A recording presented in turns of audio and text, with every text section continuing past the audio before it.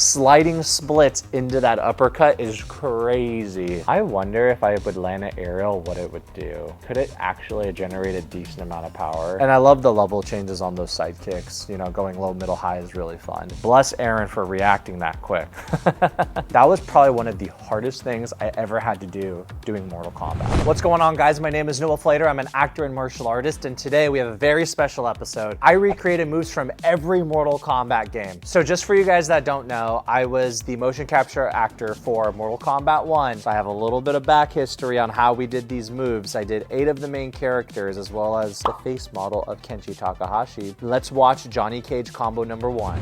Let's do it.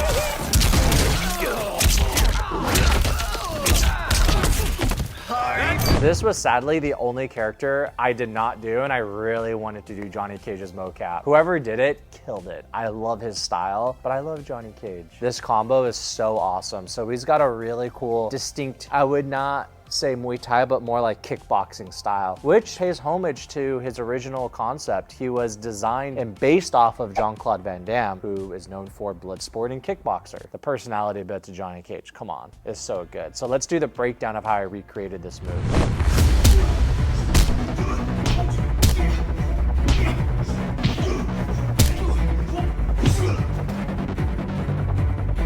This one was a bit much, but we did it. So we did a roundhouse kick first, then we did this like jumping elbow. It's a palm strike to the stomach, skipping hook, Superman hook, which is awesome. I love that move. Sliding knee, elbow into that side kick. He does more of a skipping side kick. So the difference in side kicks is that I did a slide up side kick. So the difference is the slide up is the back leg comes in and kicks. This one, he brings his leg up and he skips across and kicks together. Just different ways to do a slide up side kick. They're both really cool. And then, come on. Super fun combination by Johnny Cage. Love the use of the elbows and knees. It's very kickboxing Muay Thai, a little bit more Muay Thai inspired. His like silhouette of how he moves isn't like a Muay Thai guy. He's not up here. He's kind of like in here when he fights. Okay, next combo. Such an old school style here. I love it. That first kick is a very tricky kick. Technically, what they're trying to do is a front axe kick as one hit. So it's 2 hits, 1, 2 into a double side kick. So it's technically 4 hits. The problem is that when you do that axe kick, when you just raise the leg straight up, they count this raise as a hit. That technically wouldn't really work. That axe kick only generates power coming down. But in the game, it makes sense to have this as a hit. You would need to make it as a front kick and rechamber the hit. So it'd be front kick, rechamber, axe kick. So let's watch the way that we did it. I love kicking. I absolutely love kicking. Who doesn't love good kicks? That's the way you do it, is that on the rise up, it's a hit, which is not a real move. Could it work? Probably, but it would affect the way that you come down on the hit. I'm gonna start training that kick. That was actually really fun. Thanks, Cabal. Here we go, guys. Kenshi combo from MK Deception. Let's see how different MK Deception Kenshi was versus my Kenshi. Oh, super different. His sword's not even out. Kenshi and MK1 moved so differently. I barely even kick. I had like 2 kicks that I did. I did a question mark kick and a jumping side back kick. Kenshi doesn't even have this speed in MK1. We slowed him down and really focused on grounding him in more Japanese traditional style, where this Kenshi is a little closer to like ninja speed instead of samurai speed. But yeah, his movements are really simple. Let's watch me recreate it.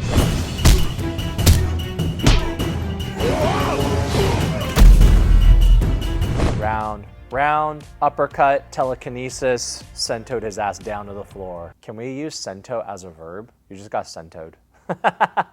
Can we make sento a verb? Let me know in the comments, guys. If anybody decides to do it, I think I'm probably the most qualified. You've been sentoed.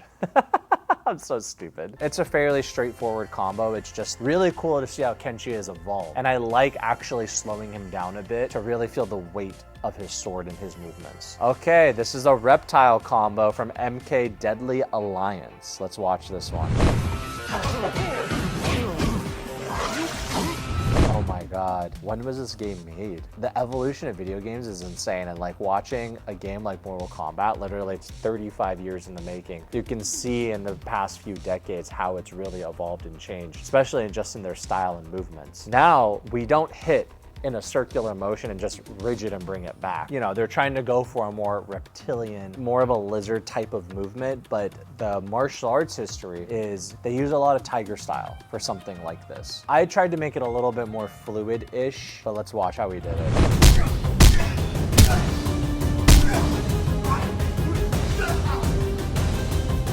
Hit him with the Hawk Tui.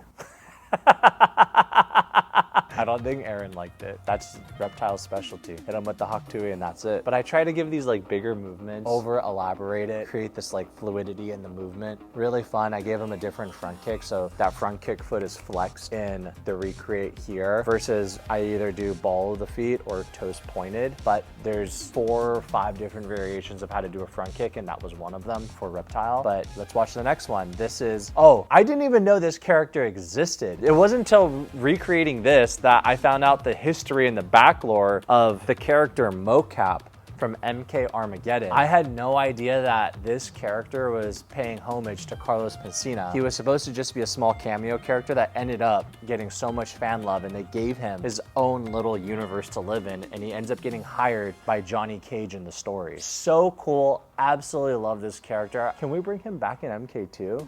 What do you guys think? Let me know in the comments. I love that Mokap can just do anything. Like, why does he have telekinesis powers? I don't know. Doesn't matter. Let's just make him the god. So his movements are pretty straightforward. Let's see what we did.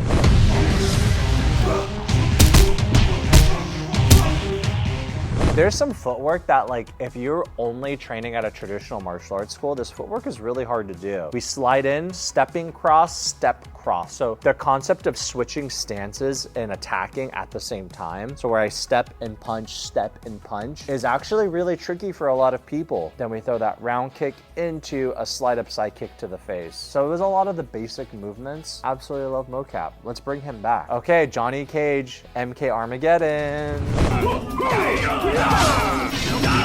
Oh yeah, he's got the Van Damme style movements. Let's go. Dude, that sliding splits into that uppercut is crazy. But that's like iconic Johnny Cage as a splits uppercut. Okay, let's see how I recreated this one.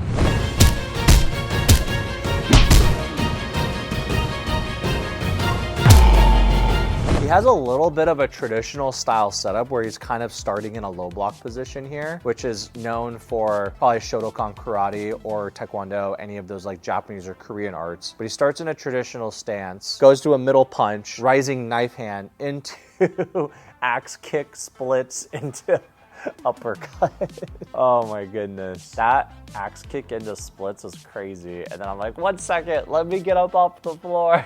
And then uppercut him. Oh, Johnny Cage is so fun. Love him. Okay, this is Liu Kang from MK9. Yeah, this one was a fun one because I would say this Liu Kang had more Chinese emphasis than Bruce Lee emphasis. And if you guys know, Liu Kang's inspired heavily by Bruce Lee. But every game, they kind of mix it up where they're like a little bit more Bruce Lee, a little bit more Chinese Shaolin influence. Because I think in the lore, Liu Kang comes from the Shaolin temples. So I think this game, from the movement-wise, he's definitely more Chinese style martial arts focused. So let's watch what we do.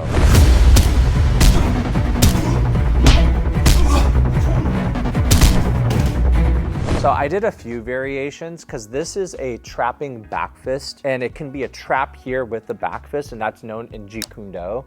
That's Bruce Lee's martial arts here. But I also kind of saw the hand was open, so I wasn't sure if it was a tiger claw. I did a set where I paused the movement, but it didn't look very good. So this take, I decided to roll through it. I wish I could see my silhouette a little bit better on this first hit here. I wonder if I would land an aerial, what it would do. Could it actually generate a decent amount of power? I don't know. Very fun. Very, very fun. Okay, we're doing Sub-Zero and MK4.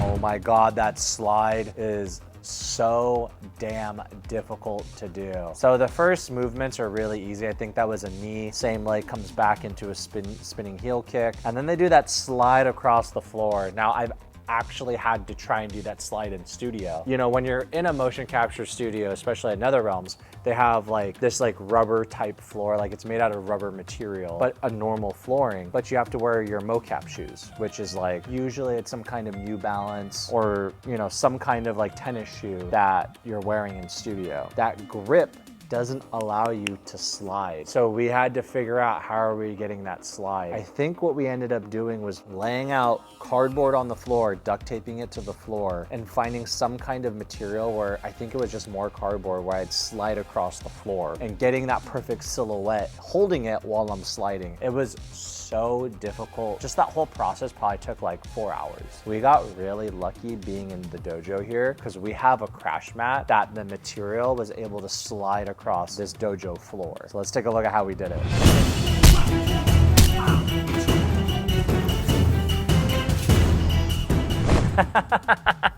I'm so dumb. But yeah, like the tricky part of when you're doing mocap work is that you need my body to slide and you need to see my movement being still just long enough to where they can drag it for however long. So even though I did it only for, let's say, 2 seconds, that slide is like 1, 2, then I get up. As long as they get a few good frames, they can replicate that all across the screen. That was probably one of the hardest things I ever had to do doing Mortal Kombat. The hardest. It was so tricky. Okay, next one is Liu Kang MK3. Fight! Oh, classic bicycle kick. Yeah, so he does this bicycle kick, which I asked Carlos Messina in studio, how did you guys actually film that? And I saw some videos online, I wasn't sure. He's like, no, we literally sat on a chair and we just did the kicks in the chair doing the motion capture. I was like, oh my God, that's so funny. But technology has come so far that it's evolved out of that. And I actually helped create the newer bicycle kick called the Dancing Dragon kick in MK1. But for this one, I'm able to do a triple front kick in the air. And the bicycle kick is a variation of different front kicks just coming forward at you.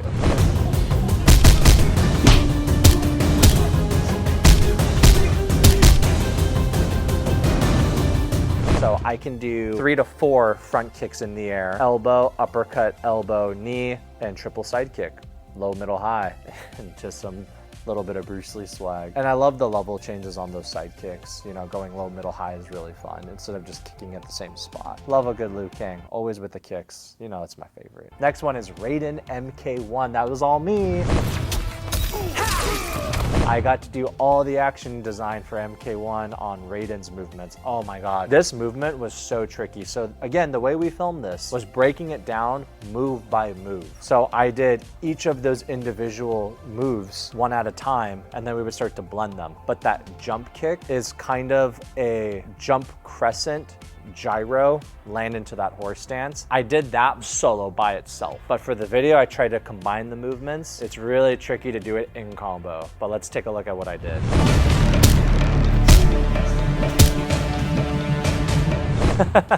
Pretty close. It's just hard to do it out of that setup because in studio what I did is I got a running start, and I also did it with a variation. I think the real way I did it was I did it as a pop 10 setup, and I did a pop 10 double. But we also did it where I didn't kick because I needed options to see in game which would look better. They went without the double kick. So they blended all those movements together to create like the perfect silhouette for that movement. It was tricky to get. Sonia Blade MK11.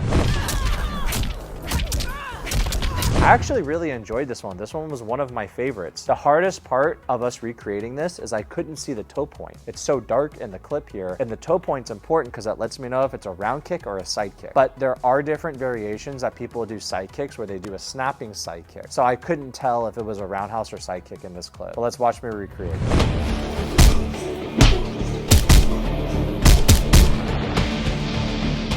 So it's like 1 kick, 2 kicks, then 3 kicks without putting the foot down. 1 kick, slide up, 2 kicks, body, head, then it's 3 kicks. And then we're booty side to camera. It's basic kicks, but done well, they look so beautiful to watch. So really enjoyed Sonya Blade's kicks there. She's always gonna be a classic. This is Kano from Deadly Alliance. That suicide kick. Now that double suicide kick is really tricky to do only because you're not falling. He actually lands it. But let's see how I recreated this. I already kind of forgot. Not Aaron with the helmet. You never know. I would have liked to have gotten higher, honestly. But I did it. That one was a really tricky one to do. Okay, Scorpion and MK3. Dude, these games look so old now. It's crazy. So what I tried to replicate with this Scorpion movement is his hands are a lot lower than I like keeping my hands. So he drops his hands a lot when he's throwing these big punches, just the way they did it back then. So I tried replicating that, and he did this clean, what was it, like side kick, spin kick? Let's watch how I did this one. I feel like this Scorpion really didn't, or at least this combo didn't have the traditional elements of Scorpion. I feel like watching Liu Kang's energy has been classic throughout time just by movement. I feel like Scorpion, at least here in Sub-Zero, their movements don't really stand out. What stands out is the effects. It's just the classic fire and ice. But maybe it was just that combo I did. If there are better combos or better earlier games of Sub-Zero and Scorpion, let me know in the comments which game I should recreate. Maybe it's like MK2, or maybe it's the original MK1. I don't know. Okay, this is back to Kenshi and MK10. Damn, Kenshi with the kicks. I also think it's really interesting that Kenshi's sword was on his back instead of his hip. Traditionally, samurai wore all their swords on their hips, and if it was on the back, it's a little bit more of a ninja thing or shinobi thing. This is a very fast and agile version of Kenshi. Again, I think it has more ninja elements. Very different than the Kenshi that I got to play in MK1. But let's see Kenshi MK10 movements here. So it is a running front kick, double round kick. All basic movements, but I just wanted to make Kenshi feel fast here. So I was just kick faster, run, kick fast, ba, ba, ba. Bless Aaron for reacting that quick. Those are kind of quick. All in all, it's been really cool to see the progression of how it kind of started. And I know like when they do these early video games, especially like what in the 80s, like they don't really know what they're doing in studio. They're just trying to figure it out as martial artists back in the day. And to see like how technical every game has become in the progression of the franchise to now where you can actually really see style differences. You can understand and appreciate the movements of the characters and the heritage of where those moves came from. It is so cool for me to be able to react, to see, and I even got to work on it. So if you guys like this video, let me know any of the Mortal Kombat games you guys want me to recreate. Comment down below. Don't forget to like, comment, and subscribe, and I'll see you guys on the next video.